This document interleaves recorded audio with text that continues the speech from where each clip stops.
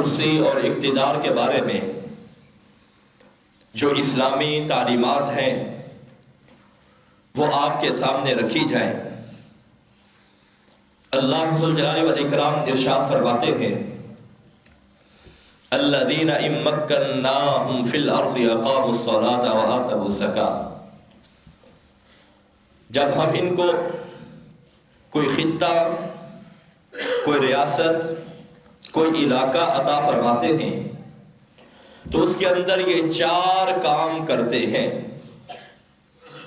Number 1 اقامت صلاۃ، number 2 زکوٰۃ کا نظام، نمبر 3 نیکی کا حکم دینا، نمبر 4 غلط کام سے منع کرنا۔ یہ 4 چیزیں ایک اسلامی ریاست کا تشخص ہوتی ہیں، اور یہ 4 چیزیں ایک انتخابی منشور ہونا چاہیے کہ ہم ان 4 چیزوں پر کام کریں گے۔ لیکن آپ کو ڈھونڈنے سے بھی کوئی ایسی جماعت نہیں ملے گی جو یہ 4 کام کرے۔ اقامت صلاۃ کا کہ نماز کے وقت تمام بازار مارکیٹیں بند ہوں گی اور سب لوگ نماز کا اہتمام کریں گے۔ ٹیکس کا نظام ختم ہے، آج کے بعد ہم زکوٰۃ کا نظام رائج کریں گے، اگر ضرورت پڑی تو پھر ٹیکس ہم تم سے لیں گے اور ظالمانہ ٹیکس کا کوئی بھی تصور نہیں ہوگا۔ تیسری چیز نیکی کا حکم دینا۔ جو بھی نیکی کے کام ہے، بھلائی کے کام ہے، ایک معاشرے کو مثالی معاشرہ بنانا، ایک سوسائٹی کو ایک بہترین سوسائٹی بنانا۔ اور چوتھی بات زنا سے، شراب سے، سود سے اور جو جوے والے معاملات ہیں، ان تمام معاملات کے سامنے بند باندھنا اور رکاوٹیں ڈالنا، ان کو ختم کرنا۔ یہ ذمہ داری، یہ اختیار، یہ عہدہ، یہ کرسی اور یہ جو کر و فر ہے جس کے لیے ہم مارے مارے پھرتے ہیں، سید کائنات حضرت محمد رسول اللہ صلی اللہ علیہ وسلم نے اس کے بارے میں کیا ارشادات فرمائے ہیں۔ کرسی سے، عہدے سے، اختیارات سے آپ نے کتنا ڈرایا ہے۔ آپ صلی اللہ علیہ وسلم نے ان چیزوں کی تعریف نہیں کی، مذمت بیان کی ہے۔ صحیح بخاری 7148 نمبر پہ حدیث موجود ہے۔ سیدنا ابو ہریرہ رضی اللہ تعالی عنہ اس کے راوی ہے۔ رسول اللہ صلی اللہ علیہ وسلم نے ارشاد فرمایا انکم ستحرصون علی الامارہ۔ مسلمانوں، میرے صحابہ، ان قریب تمہیں امارت کا شوق ہوگا کہ مجھے یہ عہدہ دے دیا جائے نا، کیا ہی بات ہے۔ وَسَتَكُونُ نَدَامَةً يَوْمَ الْقِيَامَةِ۔ یہ عہدہ، یہ پروٹوکول اور یہ سلیوٹ، فرمایا یہ صرف دنیا کی حد تک ہے، اور قیامت کے روز یہ شرمندگی کا اور ذلت کا باعث ہوں گے۔ اس کو ذلیل کیا جا رہا ہے، کیوں؟ اس لیے کہ دنیا میں یہ اعلیٰ عہدے کے اوپر فائز تھا، یہ عہدہ اس کی عزت کا سبب نہیں بنے گا، ذلت کا سبب بنے گا۔ فَنِعْمَةِ الْمُرْضِعَةُ وَبِئْسَتِ الْفَاطِمَةُ۔ فرمایا یہ عہدہ ایسی چیز ہے، جب آپ کے پاس ہے، آپ کی مثال ایک چڑھتے ہوئے سورج کی طرح ہے، آپ کی مثال ایک چراغ کی طرح ہے جس کے ارد گرد پروانے منڈلا رہے ہیں، اور جب یہ عہدہ چھن جاتا ہے، وَبِئْسَتِ الْفَاطِمَةُ، انسان بستر مرگ کے اوپر پڑا ہوتا ہے، کوئی بندہ بھی اس کی بیمار کرسی کے لیے نہیں آتا۔ بلکہ جب آدمی الیکشن سے ہار جائے نا، کئی لوگ کئی دن تک اپنے گھروں سے باہر ہی نہیں نکلتے شرمندگی کی وجہ سے. آنکھ ملانا دوسرے بندوں کے ساتھ ان کے لیے مشکل ہو جاتا ہے. کیوں؟ بڑی خواہش تھی، شیطان نے بڑے جھانسے دلائے کہ جی تیرے تو اتنے سپورٹر ہیں، اتنے ووٹر ہیں، اتنی برادریاں، اتنے علاقے، اتنی سوسائٹیاں، اتنا خطہ تیرے اوپر جانثار کرتا ہے، اور جب ووٹنگ ہوتی ہے، نتیجہ نکلتا ہے، پھر یہی بات آتی ہے بئست الفاطمہ. اس آدمی نے اپنی دنیا بھی خراب کی، مال بھی برباد کیا جس مال کا کوئی ثواب نہیں ملنے والا. آخرت کا جو معاملہ ہے سو وہ معاملہ ہے. اس لیے رسول اللہ صلی اللہ علیہ وسلم نے ارشاد فرمایا یہ رسوائی ہے قیامت کے دن کے لیے، یہ ذلت ہے قیامت کے دن کے لیے. قیامت کو انسان منہ چھپائے گا.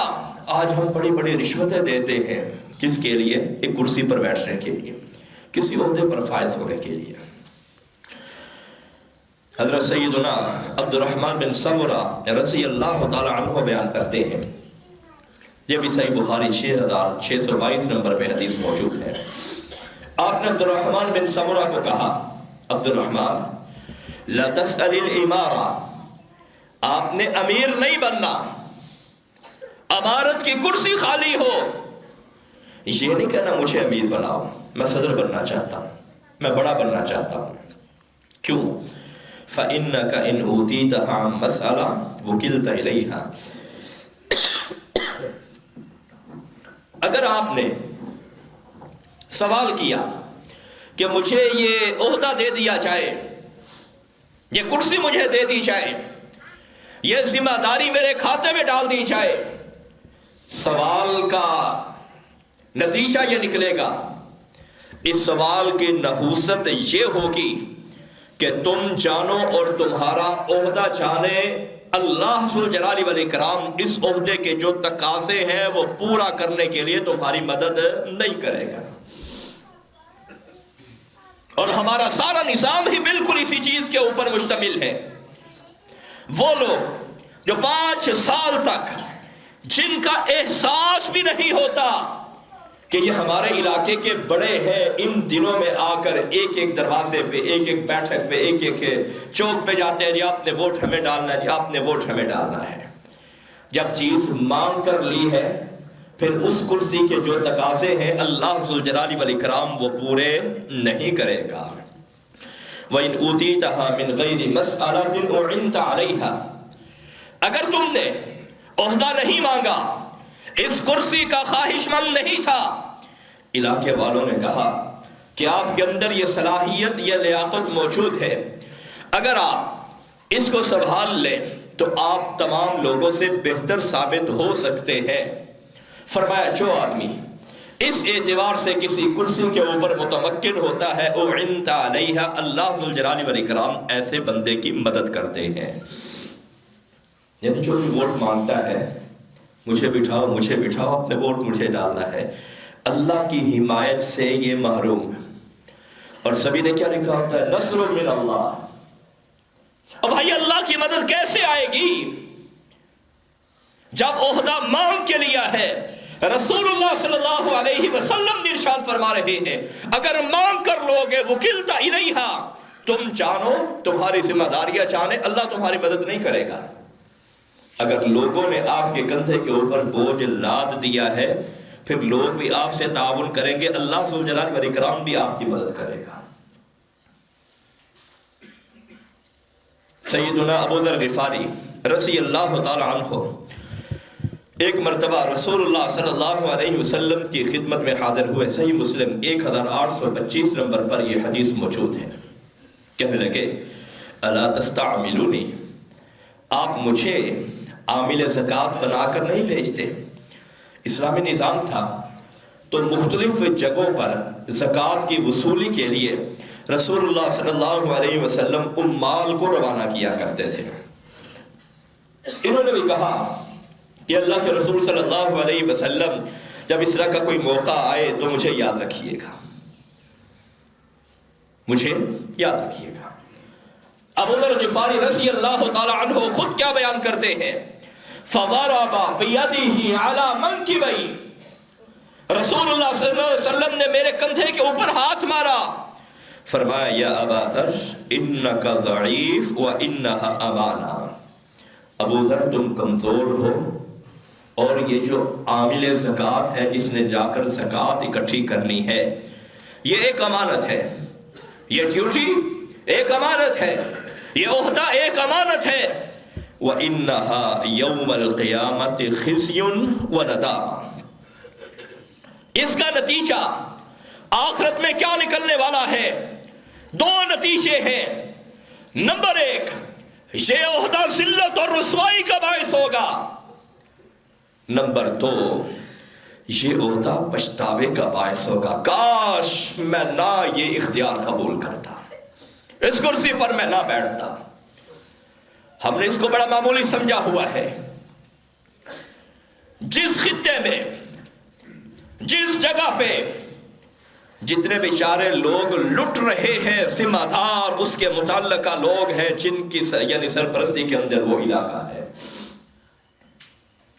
لوگ جو بھوکے مر رہے ہیں، خودکشیاں کر رہے ہیں، اپنی اولادوں کو نہروں کے اندر گرا رہے ہیں، زہر کی گولیاں کھلا رہے ہیں، یہ سب مسئولین ہیں، چھوٹے سے لے کر بڑے تک جو کرسیوں کے اوپر متمکن ہیں، یہ اللہ کو جواب دے ہیں۔ انہوں نے ان باتوں کو بڑا معمولی سمجھا ہوا ہے۔ یہ بڑی بڑی کرسیاں، یہ سب لوگ اللہ ذو الجلال والاکرام کے مجرم ہیں، ان لوگوں کے مجرم ہیں۔ خلفائے راشدین کی زندگی کو دیکھیے، میرا یہ موضوع نہیں ہے کہ سب کچھ کرنے کے باوجود آخر میں کہتے ہیں یا اللہ کوئی اجر نہیں چاہیے، کوئی ثواب نہیں چاہیے، بس کھاتے کو برابر کر لینا، جو خلافت کے اندر ہوا ہے اس کے بارے میں پوچھنا نہ، ثواب نہیں چاہتے۔ اور ہمارا اس پاکستان کا المیہ یہ ہے، جس پاکستان کے اندر ایک سال کے اندر 10,000 ارب روپیہ ٹیکس چوری ہو جائے، 10,000 ارب روپیہ ٹیکس چوری ہو جائے، میں نہیں کہہ رہا، ایک بڑی کرسی پہ متمکن شخصیت نے یہ بات کہی ہے۔ کیا یہ سمجھتے ہیں آخرت میں بچ جائیں گے؟ نہیں بچیں گے، باتوں کو بلے باندھیے۔ حقوق العباد بڑے ہی سخت ہیں۔ ابو ذر خزیون، یہ رسوائی ہے، یہ ذلت ہے، یہ پچھتاوا ہے، کاش میں نہ بیٹھتا اتنی بڑی کرسی کے اوپر۔ آپ تو بڑے لوگوں کی بات کرتے ہیں نا، جو محلے کا ایک ذمہ دار ہے، بلدیاتی الیکشن جب ہوتے ہیں، اگر اس علاقے میں کوئی بھوکا مر گیا، اللہ کو وہ جواب دے ہے۔ امیر المؤمنین عمر بن خطاب نے کیا بات کہی تھی؟ بیت المال کا ایک اونٹ گم ہو گیا، چلچلاتی دھوپ میں، جھلسا دینے والی گرمی میں، عرب کے تپتے صحرا میں، حضرت عثمان بن عفان رضی اللہ تعالی عنہ نے امیر المؤمنین کو بھاگتے ہوئے دیکھا۔ کہا کیا معاملہ ہے؟ کہا کہ بیت المال کا ایک اونٹ گم ہو گیا ہے۔ عثمان کہنے لگے رضی اللہ تعالی عنہ، امیر المؤمنین آپ نے اپنے بعد آنے والے خلفاء کو تو مشقت میں ڈال دیا ہے۔ جس ملک میں، جس ریاست میں ایک سال کے اندر 10,000 ارب روپیہ چوری ہو جائے، متعلقہ جگہ پہ پہنچا، وہاں پہ کھسکا لیا گیا، کیا یہ لوگ سمجھتے ہیں کہ ہم سرخرو ہو جائیں گے؟ یا تو یہ بات، ان کا یہ تصور، یہ نظریہ یہ غلط ہے، یا پھر رسول اللہ صلی اللہ علیہ وسلم نے جو بات ارشاد فرمائی ہے اس کے بارے میں یہ سوچا جا سکتا ہے۔ رسول اللہ صلی اللہ علیہ وسلم الصادق المصدوق ہے، سچے بھی ہے، آپ کی تصدیق بھی کی گئی ہے۔ آپ نے یہ بات ارشاد فرمائی ہے، ان کرسیوں کے پیچھے مت بھاگو، عہدوں کے پیچھے مت بھاگو، اپنی اصلاح کی فکر کر لو، اپنے دامن کو سیدھا کر لو۔ ہم لوگوں کی اصلاح کے پیچھے پڑے ہوتے ہیں نا، اپنی خبر لو، اپنی خبر لو، لوگوں کی اصلاح چھوڑ دو، اپنی خبر لو، اپنے باطن کی خبر لو، اپنے پہ جو ذمہ داریاں ہیں ان کا احساس کرو۔ آپ نے ارشاد فرمایا الا من اخذها بحقها وادى الذي عليه فيه، ہاں یہ عہدہ اس بندے کے لیے قیامت کے روز ذلت اور پچھتاوے کا سبب نہیں ہوگا جو آدمی اس کے تقاضے پورے کرتا ہے اور اس کا حق ادا کرتا ہے۔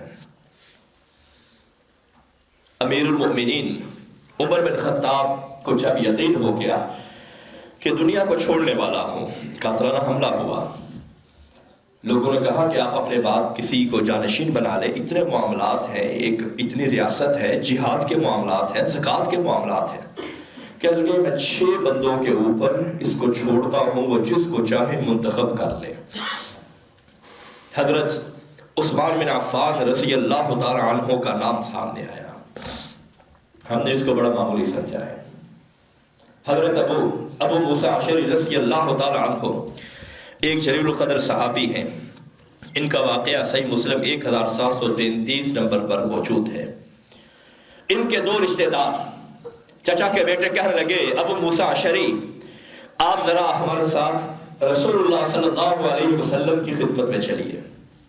کہنے لگے، میں نے کہا ٹھیک ہے چلتا ہوں۔ رسول اللہ صلی اللہ علیہ وسلم ان کا بڑا احترام کرتے ہیں، قرآن مجید جس سود و گداز سے یہ پڑھا کرتے، مدینہ منورہ ہے، رات کا وقت ہے، اشعری قبیلوں نے اپنے خیمے مدینے سے باہر گاڑ رکھے ہیں، مدینے کے باہر رسول اللہ صلی اللہ علیہ وسلم ان کے خیموں کے باہر سے گزر رہے ہیں اور اندر سے خوبصورت ترین آوازیں آ رہی ہے، ان میں سب سے اعلیٰ ترین آواز حضرت ابو موسیٰ اشعری رضی اللہ تعالی عنہ کی ہے۔ آپ نے ارشاد فرمایا اوتیتا مزمارا من مزامیر آل داؤد، کہ اللہ ذو الجلال والاکرام جنت میں جو جنتیوں کو گیت سنوائیں گے حضرت پیغمبر داؤد علیہ السلام کی زبان سے سنوائیں گے۔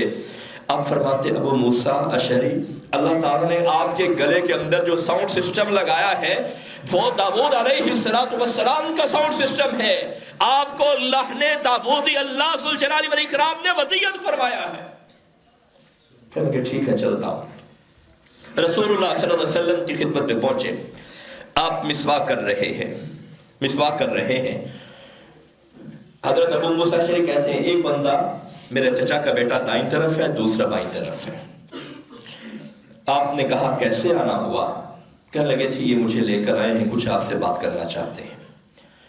دائیں طرف والے بندے نے کہا اللہ کے رسول صلی اللہ علیہ وسلم آپ کے پاس بہت ساری جگہیں خالی ہیں، عامل زکوٰۃ ہے، بیت المال کا نظام ہے اور دیگر معاملات ہیں، کسی جگہ پہ آپ مجھے بھی ذرا نا فٹ کر دیں، اڑا اڑو دیں۔ آپ نے دوسرے سے پوچھا تم کیا کہنا چاہتے ہو؟ اس نے بھی اس طرح کی بات کی۔ رسول اللہ صلی اللہ علیہ وسلم نے کہا ما تقول یا ابا موسیٰ او یا عبداللہ ابن قیس، ابو موسیٰ اشعری آپ نے کنیت لے کر پکارا یا آپ نے نام لے کر پکارا؟ صحابی نے اتنا بھی فرق بتایا ہے، آپ نے کنیت لے کر پکارا یا نام لے کر پکارا؟ فرمایا تم کیا کہنا چاہتے ہو؟ والذی واللہ بعثک بالحق ما اطلعانی علی ما انفسہما، اللہ کے رسول صلی اللہ علیہ وسلم اس اللہ کو میں گواہ بنا کے کہتا ہوں، اس اللہ نے حق دے کر آپ کو پیغمبر بنا کے ہمارے اندر مبعوث کیا ہے، انہوں نے اپنی آمد سے پہلے میرے ساتھ آنے سے پہلے مجھے نہیں بتایا تھا کہ ہم آپ کو کس کام کے لیے سفارشی بنا کے لے جا رہے ہیں، یعنی مجھے پتا ہوتا کہ انہوں نے یہ عہدہ مانگنا ہے، میں کبھی ان کا سفارشی بن کے نہ آتا۔ بات یاد آ گئی، صحیح بخاری کی روایت ہے، رسول اللہ صلی اللہ علیہ وسلم کا وقت انتقال ہے، حضرت عباس رضی اللہ تعالی عنہ کہنے لگے کہ علی میں نے بنو ہاشم کی بنو مطلب کی بڑی موتیں دیکھی ہیں، بزرگ تھے، میں رسول اللہ صلی اللہ علیہ وسلم کی جو کیفیت دیکھ رہا ہوں، مجھے نہیں لگتا کہ آپ اس بیماری سے اٹھ سکیں گے۔ چلتے ہیں، چل کے خلافت کا سوال کر لیتے ہیں۔ چچا مشورے دے رہے ہیں اپنے بھتیجے کو، جانا کس کے پاس ہے؟ بھتیجے کے پاس ہی جانا ہے۔ رسول اللہ صلی اللہ علیہ وسلم بھتیجے ہیں، حضرت علی بھی بھتیجے ہیں، آپس میں چچیرے بھائی ہیں۔ چچا مشورہ دے رہے ہیں۔ حضرت علی رضی اللہ تعالی عنہ نے آگے سے کیا جواب دیا؟ چچا، اگر رسول اللہ صلی اللہ علیہ وسلم نے خلافت دینے سے انکار کر دیا پھر پکی چھٹی ہے، میں نہیں جانے والا۔ حضرت علی حضرت عباس کے کہنے کے باوجود آپ کی خدمت میں حاضر نہیں ہوئے۔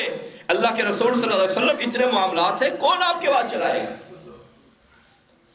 یہاں بھی آپ نے کہا ابو موسیٰ اشعری تم بتاؤ تمہارا کیا تقاضا ہے؟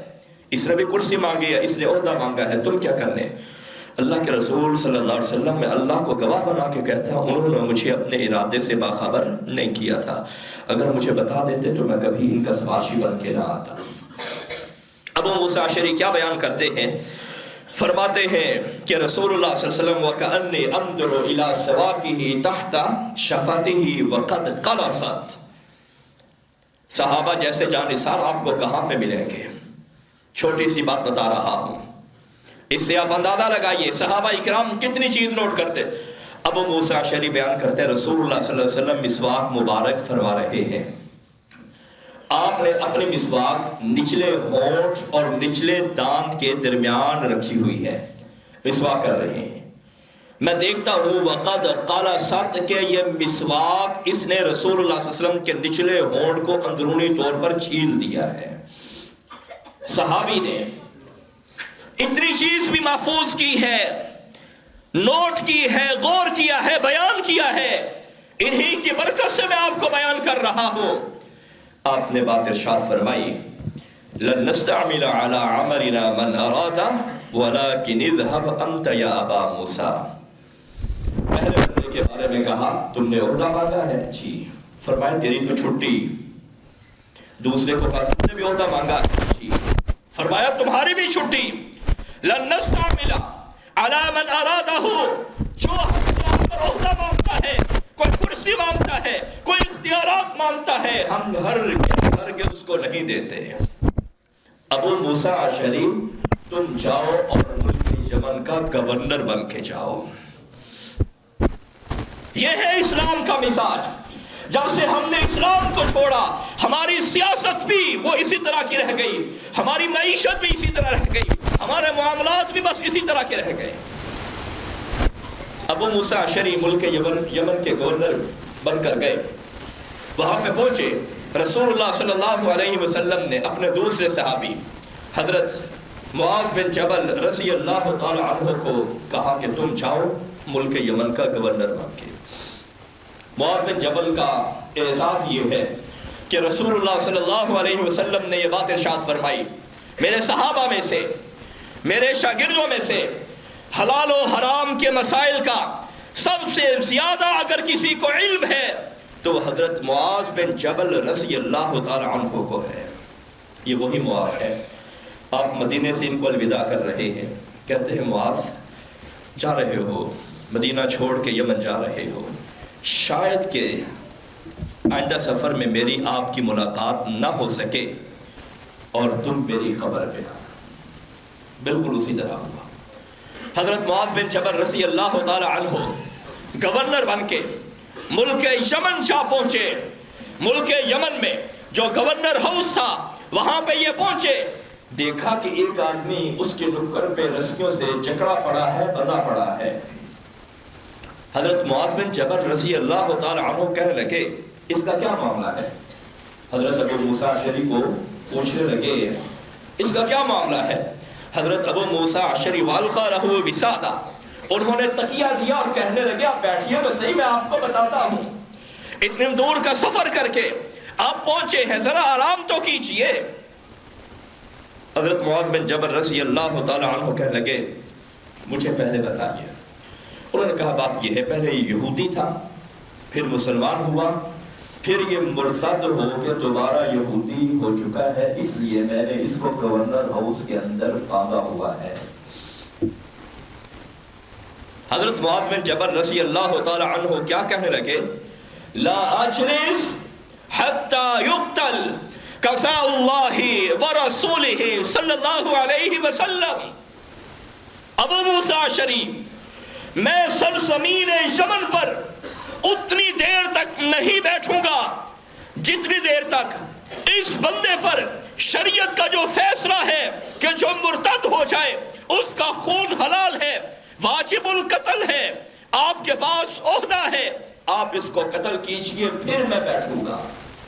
انہوں نے کہا بیٹھیے تو صحیح نا. کہتے کہ نہیں.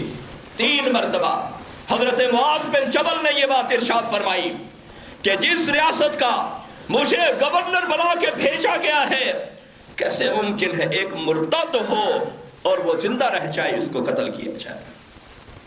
فَأُمِرَ بِهِ فَقُتِلْ. حضرت ابو موسیٰ اشعری رضی اللہ تعالی عنہ نے حکم دیا اس کو لچایا جائے. جلاد کو کہا اس کا سر اڑا دو. سر اڑایا گیا. معاذ بن جبل رضی اللہ تعالی عنہ پھر اس سرزمین پر بیٹھے، اور بیٹھنے کے ساتھ کیا بات ہوئی؟ فَتَذَاكَرَ الْقِيَامِ. دونوں گورنروں نے ایک دوسرے سے کیا سوالات کیے؟ معاذ بن جبل نے کہا ابو موسیٰ اشعری رات کو کتنی دیر قیام کرتے ہو؟ انہوں نے بتایا. حضرت معاذ بن جبل سے انہوں نے پوچھا آپ کتنی دیر قیام کرتے ہیں؟ حضرت معاذ بن جبل نے اپنا تہجد کا وقت بتایا، میں اتنی دیر قیام کرتا ہوں. اور ساتھ انہوں نے یہ بات بھی کہی کہ بات یہ ہے رات کو جو میں سوتا ہوں نا، وہ اس لیے میں سوتا ہوں کہ قیام کے لیے میرے جسم کے اندر طاقت آ جائے، لہٰذا میرا یہ سونا بھی عبادت ہے، میرا یہ سونا بھی قیام کے قائم مقام ہے. یہ ہوتی ہے اللہ والوں کی باتیں، اور یہ ہوتے ہیں وہ لوگ جنہوں نے پوری دنیا کے اوپر امن و امان قائم کیا. اللہ ذوالجلال والاکرام ہم سب کی اصلاح فرمائے، ہمارے حکمرانوں کی اصلاح فرمائے، اور جو مسلمان جو حکمران اسلام کے لیے پاکستان کے لیے اچھے ہوں، اللہ ذوالجلال والاکرام ہم سب کو عطا فرمائے.